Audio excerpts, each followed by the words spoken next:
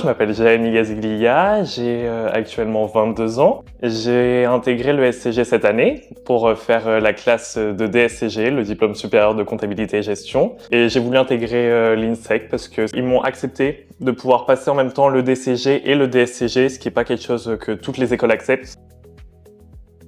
Je veux faire expert comptable. Je suis pas fermé à l'idée de faire d'autres métiers qui sont basés sur la finance. J'ai fait mon stage de troisième que j'ai découvert que j'aimais la finance et je me suis dit pourquoi pas essayer de faire expert comptable. Après il existe plein d'autres métiers dans la finance qui sont intéressants, mais je sais que faire le diplôme d'expertise comptable va me permettre d'ouvrir énormément de portes sur ce domaine. La première des réponses c'est la rémunération bien sûr. C'est toujours quelque chose qui est bien d'avoir de l'argent en même temps que ses études. Et après aussi, c'est toute l'expérience qu'on va acquérir derrière. J'ai fait ma première année de DCG en initiale, ma deuxième année en initiale, et c'est la troisième année que j'ai fait en alternance où là j'ai vraiment vu, on va dire, le gouffre entre la vie réelle et les théories des cours qu'on voit. Je trouve que c'est beaucoup de points positifs. Après, bien sûr, ça nécessite plus de travail, une bonne organisation, mais c'est quelque chose que je pense tout le monde peut y arriver à faire.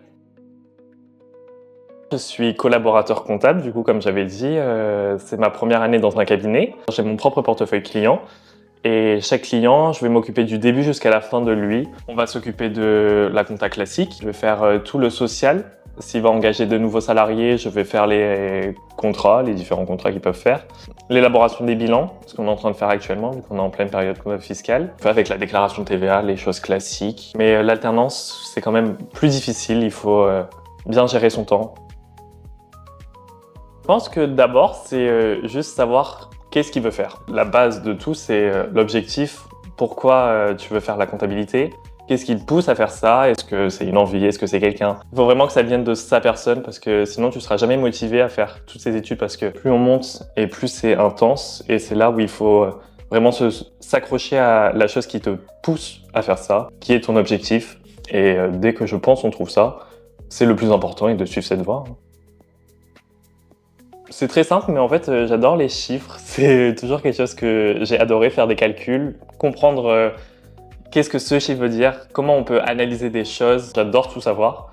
Et il y a quoi de mieux pour tout savoir que la comptabilité parce qu'on voit tout de A à Z d'une entreprise. J'ai pour projet, on va dire encore plus tard, parce que quand tu fais expert comptable, c'est ta propre société, de créer d'autres sociétés. Il n'y a pas que ça qui m'intéresse dans la vie. Et c'est pour ça que juste s'inspirer de ce que les gens font, il y a quoi de mieux que faire de la comptabilité?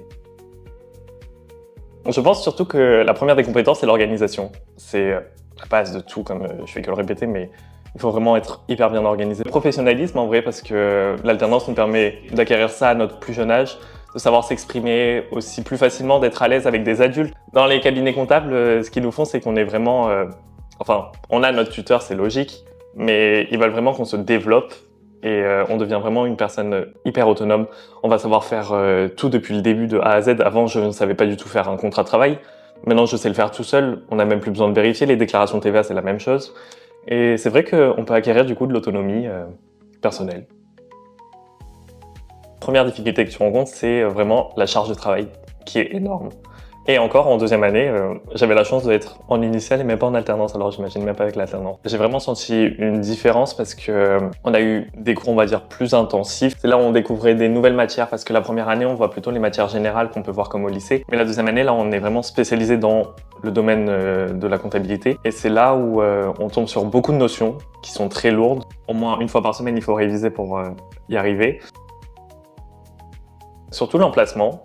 Pour moi, c'est une grande importance. L'INSEC se trouve à Nice. Ce qui est plutôt pratique, c'est qu'au niveau des transports en commun, il y a tout qui est proche. On peut utiliser soit le train, soit le tram, soit le bus. Je dirais aussi qu'elle est jeune.